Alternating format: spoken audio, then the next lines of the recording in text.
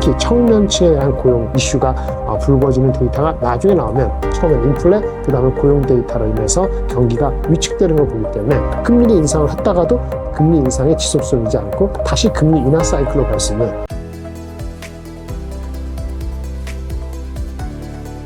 매주 화요일 저녁 8시에 진행되는 무료 특강 아래의 고정 댓글에서 신청해주세요. 저는 유니스토 자산운용의 리서치 센터장 김장렬입니다. 반갑습니다. 종종 뵙기 때문에 업데이트를 할 수 있는데 사실은 뭐 며칠 사이에도 크게 변동성이 크다 보니까는 참 뭐 하루 이틀 사이에도 큰 변동이 있어서 좀 어려우실 것 같습니다. 그래도 주간 또는 격주 단위 정도면은 큰 그림은 그릴 수가 있기 때문에 그런 측면에 초점을 맞춰서 업데이트를 드리도록 하겠습니다. 최근 코스피와 코스닥이 큰 폭의 조정을 받고 있는데요. 현재 시장을 어떻게 해석하고 계신가요? 투자자들에게는 위기일까요? 아니면 오히려 기회가 될 수 있을까요? 일단은 코스피와 코스닥이 좀 사뭇 다르죠. 물론 오늘 녹화하는 게 6월 24일인데요. 어저께 6월 23일은 이제 코스피가 대폭락을 했습니다. 9.9%, 10% 폭락을 했고, 그리고 오늘은 반등을 좀 나름대로 했습니다. 3분의 1 정도 돌려서 3.26% 상승했습니다. 근데 코스피 같은 경우는 위기냐 뭐냐 봤을 때 그런 단편적으로는 그런 거는 좀 어려운 것 같아요. 수급적인 요인에 의해서 반도체나 그 삼성전자 하이닉스죠.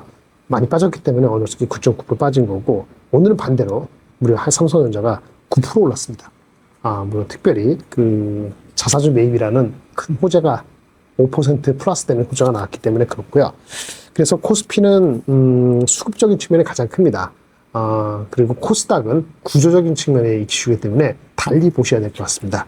그래서 코스닥은 구조적인 이슈라면은 넘버가 받침이 안 되기 때문에 코스피 대비했을 때 구조적으로 취약하다라는 게 여기서 드러났고, 코스피도 거의 60% 가까이가 삼성과 하이닉스고, 또는 삼성 하이닉스를 추정하는 SK 스퀘어, 삼성 하이닉스, 그 다음에 삼성전자, 물산, 그 다음에 생명, 이렇게 이른바 뭐 S7이라고 일컫는데 이런 종목이 60% 이상 차지합니다.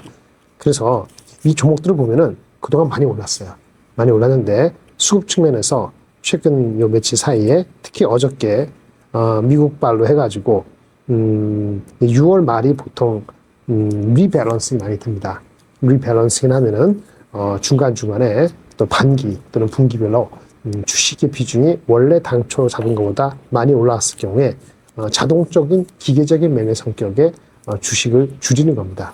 우리가 이런 게 얼마나 큰 의미가 있냐면은 스페이스X 주식을 사기 위해서 한 달 전부터 그 각국의 많이 오른 종목들을 보통 줄이고, 한국이 마치 ATM 기계 같이 거기서 주식을 빼서 그 스페이스X를 사듯이 마찬가지입니다. 우리나라 주식 같은 경우에 많이 올랐고, 미국도 마찬가지인데 반도체 주식이 많이 오르다 보니까 리밸런싱을 하면은 그런 주식이 빠지는 겁니다. 수급적인 요인이 큰데 그 금액이 무려 얼마냐면은 지금 JP모건에서 추정한 건데, 글로벌 리밸런싱을 해야 되는 물량이 올해 6월 달 중에 해야 되는 것이 무려 1650억 달러라고 합니다.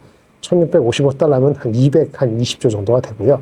220조라는 규모가 아마 미국 시장에서만 다뤄지지 않겠습니다만은 미국 시장 하루 거래량의 한 20% 가까이 돼요. 10에서 20%. 물론 하루에 나오는 건 아니죠. 하지만 오늘 6월 24일인데 이 며칠 사이에 다 이루어져야 되거든요.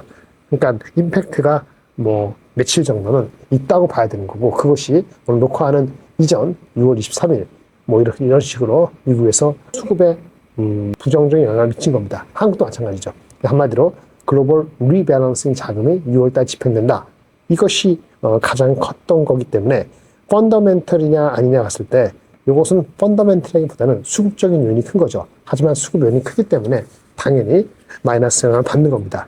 그렇게 보시면 되고요. 코스닥 같은 경우는 그동안 많이 빠져서 오늘은 좀 반등이 됐습니다만 여전히 코스피보다 지속성은 담보할 수 없고, 하지만 워낙 많이 빠졌기 때문에 오늘은 그 바이오부터 올랐고, 하지만 전체적으로는 아직은 약하다라고 볼 수 있겠습니다. 최근 스페이스X의 채권 발행과 미국 연준의 점도표 발표 이후 금리 전망에 대한 우려가 다시 나오고 있습니다. 이러한 변수들이 글로벌 증시에 어떤 영향을 줄 것으로 보시는지 궁금합니다.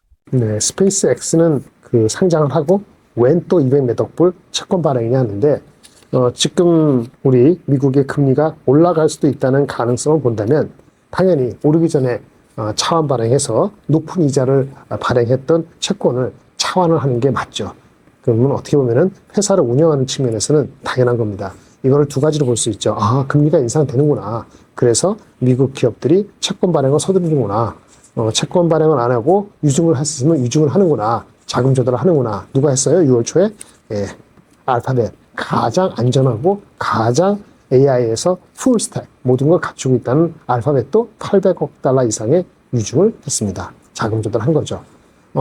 자기 돈을 쓰는 것보다는 매크로가 어떻게 될지 모르거나 또는 거꾸로 남의 돈을 써서라도 시장에서의 자기의 포지셔닝을 더 확고히 할 수 있다는 자신감이 있거나 둘 다 해석이 가능한데 그럴 경우에 알파벳처럼 또는 스페이스X처럼 유증을 하든 아니면 채권을 발행하든 금리 상황이 내려가는 게 아니면 서둘러서 하는 것이 낫지 않습니까? 그렇게 한 거기 때문에 그렇게 한 것이 나타나는 걸 금리 인상이라는 걸로 연결된다면 예, 그럴 수 있죠. 근데 금리 인상에 대한 게 오늘 6월 24일인데 이미 일주일 전에 이미 나타난 거기 때문에 새삼스럽지는 않습니다. 왜냐하면 일주일 전에 FOMC에서 케빈 워시가 처음으로 의장이 되면서 주재한 FOMC에서 점도표는 금리 인상을 최소한 한 번, 올해 내에 2번 할 확률도 30% 이상을 이미 일주일 전에 봤기 때문에 그게 녹화하는 이 순간에 새롭게 부각되느냐 그렇다기보다는 증권사들이 그렇게 얘기를 한 겁니다. 물론 오늘도 녹화하는 이 순간에 또 다른 증권사, 모 D 증권사는 외국계입니다만은 올해 2번이 아니고 3번 할 수도 있다. 뭐 이런 얘기도 나오고 일부는 올해 2번 하고 내년 초까지 한 번 한 다음에 그 다음부터는 금리를 또 멈출 수 있다. 왜냐하면 인플레 가능성이 높아진 것은 사실이다. 팩트다. 그러니까 선제적으로 금리 인상을 해야 된다. 하지만 금리 인상을 지속적으로 끝없이 하기에는 또 부담이다. 왜? 고용이라든지 특히 청년층에 대한 고용 이슈가 불거지는 데이터가 나중에 나오면 처음엔 인플레, 그 다음에 고용 데이터로 인해서 경기가 위축되는 걸 보기 때문에 금리 인상을 했다가도 금리 인상의 지속성이지 않고 다시 금리 인하 사이클로 갈 수 있는 좀 헷갈리죠? 근데 그렇게 될 수 있는 양면성을 다 내포하고 있는 게 미국의 경제 지표입니다. 그래서 어디에 초점을 맞추냐에 따라서 금리 인상, 인플레 이렇게 볼 수도 있고 휴전이 됐기 때문에 인플레가 정점일 뿐이지 결국은 몇 개월 뒤에는 유가가 내려가면서 공급발 인플레는 수그러든다. 그러면 오히려 경기가 이슈인데 경기는 생각보다 안 좋을 수도 있다라는 얘기를 하는 거죠. 아까 고용 데이터 얘기했지만 그 어느 면을 보느냐에 따라서 두 개가 다 가능합니다. 금리 인상을 한다. 두 번째, 하더라도 지속적이지 않을 수 있다? 그럴 수도 있죠. 거꾸로 고용 데이터가 워낙 나쁘면은 금리 인하를 나중에 할 수 있습니다. 모든 게 가능해요. 그래서 지금은 경기 지표를 봤을 때는 금리 인상이 먼저일 가능성이 높아 보이는 건 맞고요. 다만 실제 금리 인상을 액션을 얼마나 빨리 할지는 정치적인 임플리케이션도 중간성을 앞두기 때문에 실행은 또 다른 얘기입니다. 그리고 했다 합시다. 10월이건 11월이건 12월이요. 두 번, 세 번 간다 하더라도 경제 내부적인 측면에서 고용 데이터라든지 이런 게 나쁜 게 나오면 다시 금리 인상의 지속성은 또 담보가 아니고 또 그렇게 확대 해석할 필요는 없습니다. 따라서 이거는 증시의 근본적인 이슈는 아니라고 봅니다. 금리 인상이 3번, 4번 지속성으로 갈 정도로 경기가 과열하고 인플레가 지속되느냐. 그 측면에서는 좀 유보적인 성격을 본다면 증시에 미치는 영향은 그다지 크지 않고 이거를 바라볼 수 있는 방법은 미국의 10년물 국채를 봅니다. 10년물 국채 수익률이 4.5를 기준으로 했을 때 4.67 이런 식으로 올라가면 이 모든 거를 일단의 인플레 압력으로 봐서 금리 인상이 2번 플러스 알파라고 보시면 되고요. 그런 식으로 움직이지 않는다면 지금 4.45, 4.5인데 이런 식이라면 주가에 영향을 미칠 가능성은 거의 없습니다. 왜냐하면 4.48, 4.5 이하에서는 PER이 역수로 하면은 22배 초반이고요. 22배 초반하면은 미국의 S&P 500의 평균 EPS를 기준했을 때 지금 S&P 500이 7,400 초반인데 이게 더 내려갈 확률보다는 한 번은 더 반등하고 그렇다고 해서 이게 4.3 이렇게 내려가지 않으면 또 혼자서 올라가기는 한계가 있습니다. 그렇기 때문에 S&P 500이나 다우는 금리 영향을 받는 것 같습니다만 금리 영향이 2번 플러스 알파 금리 인상 하지만 그것도 지속적이지는 확실치 않다 하면은 현재 S&P 500과 다우를 가리키는 금리하고의 지수 관계는 상당히 적정하다고 볼 수 있겠고요. 그러면 알파는 결국은 반도체와 AI이기 때문에 반도체와 AI가 금리 영향을 받느냐 안 받느냐는 건데 이거 역시 2번 정도 올린다 하더라도 폭락하거나 방향이 바뀔 가능성은 현재는 낮습니다. 하지만 위크한, 약한 고리에 있는 업체들은 캐펙스 투자의 지속성에 대해서 또 잡음이 나올 거기 때문에 주가의 주식시장의 변동성은 지속될 것 같고 종합하면은 금리 자체가 2번 플러스 알파라는 그 소리, 그런 가능성만 가지고 금리의 지속적인 상승을 예견하는 것도 그렇다고 금리 인하를 예견하는 것도 아니기 때문에 증시에 영향을 미치는 것은 사실은 생각보다는 제한적이다. 이렇게 말씀을 드리겠습니다. 최근 국민연금이 나흘간 약 1조 3천억 원 규모를 순매도하면서 시장에 관심이 집중되고 있습니다. 단순 차익 실현이나 리밸런싱으로 봐야 할지 아니면 시장에 대한 경고 신호로 해석해야 할지 궁금합니다. 네, 국민연금이 얼마를 더 매도할지가 중요하죠. 얼마를 더 매도할까요? 그 다음에 매도를 금방 할까요? 아니면 나눠서 할까요? 그게 중요하기 때문에 리밸런싱으로 보는 것은 맞습니다. 단순 차익 실현은 아니고요. 리밸런싱입니다. 경고 신호냐? 빨리 줄이면은 그러니까 올해가 아니고 얼마의 규모를 빨리 행동하면은 경고 신호죠. 속도가 문제입니다. 단순 차익 실현이냐? 네, 많이 오른 주가는 차익 실현하고 리밸런싱 따로 가지 않습니다. 리밸런싱 하는 시점에 주가가 많이 올랐으면 그게 차익 실현이 되는 거고요. 차익 실현을 하기 위해서 리밸런싱을 갖다 붙이지 않습니다. 리밸런싱은 시기가 왔기 때문에 올 연말까지 비중을 또는 어느 시점까지 비중을 조절해야 되는 필요가 있기 때문에 하는 게 리밸런싱이고요. 그때 리밸런싱 한다는 건 보통은 줄이는 거니까 줄이는데 주가가 올라온 상태에서 줄여지는 거지 주가가 내려간 상태에서는 줄여지는 게 아니죠. 당연히 그래서 차익 실현과 리밸런스는 이 같은 걸로 일단은 보셔야 되는 거고요. 이게 시장에 대한 경고냐 아니냐는 것은 얼마나 빨리 하느냐 이게 중요합니다. 최근 코스닥이 900포인트에서 800포인트 수준까지 하락했는데요. 향후 코스닥 활성화 대책이 나온다면 반등 가능성이 있다고 보시는지 궁금합니다. 네, 코스닥이 이제 암울합니다. 1000 하다가 1300 바라보다가 900, 800% 왔는데 제가 몇 번 말씀드렸지만 코스닥은 넘버가 되지 않기 때문에 지금 1000 이하로 나온 것은 내려간 것은 어찌 보면 불가피했을지도 모릅니다. 물론 1000 정도 버틸 수도 있고 900 근데 그럼 가늠이 안 되는 이유는 뭐냐면은 수급이 코스피가 더 우선순위이기 때문에 코스피에 뺏기면 코스닥이 빠지는 게 되는 거죠. 그럼 무작정 800, 700 빠질 것이냐? 이거는 또 그렇지 않은 자율 반등이 있게 돼 있습니다. 코스닥 활성 대책이 나오면 반등 가능성이냐? 관계 없습니다. 코스닥 활성 대책은 저지하는 데 가능성이 있습니다. 코스닥 활성 대책이 코스피를 망가뜨리면서 활성 대책이 나오면 가능성이 있습니다. 코스닥이 코스피를 피해를 주면서 그런 정도의 활성화가 나온다면 가능성이 있습니다. 근데 목적이 뭔가요? 남을 피해를 주면서 코스닥이 올라가는 게 목적인가요? 정부가 그렇게 할 수 있을까요? 이렇게 할 수 있습니다. 네. ETF 같은 경우에 코스피 이 2배 ETF와 삼성전자 하이닉스 그거를 멈추면 되죠. 근데 그렇게 할 수 있을까요? 현실적으로 할 수 있는 대책이 만만한 게 없습니다. 코스닥에서 승강 일부 업체 70개 80개 업체를 프리미엄으로 치고 나머지를 분리하는 거 그것도 이제 흔히 얘기하는 중원글씨화되기 때문에 반대하는 사람이 있지 않습니까? 그래서 코스닥 활성 대책은 구체화되는 걸 보고 나서 얘기하시면 될 것 같습니다. 만약 지금 현금 1억 원이 있다면 어떤 섹터와 종목을 중심으로 투자하실지 궁금합니다.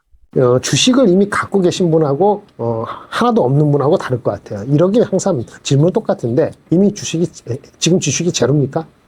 라는 거하고 1억이 들어가 있고 1억이 새로 들어가는 겁니까? 그렇죠. 1억이 들어있고 1억. 제로입니까? 1억이 들어있고 새로 이렇게 들어가는 달라요. 같은 것 같지 않습니다. 이미 1억 정도 들어있고 추가로 1억이 들어가는 건가요? 아니면 10억 정도 들어와 있는데 1억이 추가되는 건가요? 질문을 우리가 다양하게 해야 돼요. 주식을 안 갖고 있다가 지금 포모 와서 산다? 그러면 무조건 현금 30%입니다. 주식 레벨이 올라왔어요. 어떻게 하루에도 10%가 빠집니다. 장이. 어떻게 버티시겠습니까? 사는 주식이 내일 만약에 10% 빠지면 버틸 수 있어요? 근데 안 빠진다는 보장이 있나요? 근데 팔았는데 그 다음날 5% 오를 수도 있어요. 그런 장입니다. 그 정도의 변동성. 왜 그러냐? 2배 ETF도 문제고 삼성 하이닉스에 몰빵돼 있기 때문에 장이. 그래서 변동성이 커진 거고요. 변동성은 함께 가야 될 우리의 숙명입니다. 내가 익숙해지는데 2배 ETF 나온 지 한 달밖에 안 됐죠? 당연히 그걸 견딜 수 있는 정도로 자기가 내공이 있나요? 그런 내공이 있으면 지금까지 주식 투자 안 했을까요? 그렇지 않죠. 잘 모르고 주식 투자 안 한 거죠. 새롭게 새롭게 처음 1억을 투자한다. 이 관점에서 얘기한다면 무조건 현금은 30, 50, 퍼센트 갖고 있고 나머지 갖고 하셔야 됩니다. 천천히. 당연히 섹터 중심 한국장에 올라간다고 보고 투자하시는 거잖아요. 올라가면 뭐가 올라가는 겁니까? 예, 삼성하이닉스가 올라가는 겁니다. 당연히 그래서 섹터 비중은 삼성하이닉스 비중만큼 실으시는 것이 나고 그러면 남는 게 별로 없죠. 그러면 이제 예를 들어서 현금을 30% 하면 7천만 원에 투자하는 거고 7천만 원에 한 60%, 50% 하면은 3,500, 4,000에 삼성하이닉스 투자하는 거고 나머지 가지고 나눠서 하는데 낙폭 과대를 사실 것이냐 미래의 그 방향성을 보시고 사실 이게 쉽지는 않습니다. 나머지 중에서는 많이 빠졌는데 펀더멘털이 괜찮은 변환기가 될 수도 있고 낙폭 과대 측면에서 조금은 저희 보통 얘기와 다르지만 금리 인하도 안 하는 거니까 어렵지만 오히려 낙폭 과다 측면에서 바이오를 일부 담을 수도 있습니다. 중요한 건 아까 1억이었죠. 현금 30% 빼고 나면 7천만 원이었죠. 7천만 원 삼성전자 하이닉스 빼고 나면 3,500만 원 이하가 남습니다. 그거의 각각 비중은 맥스 20% 이하 이렇게 말씀드리겠습니다.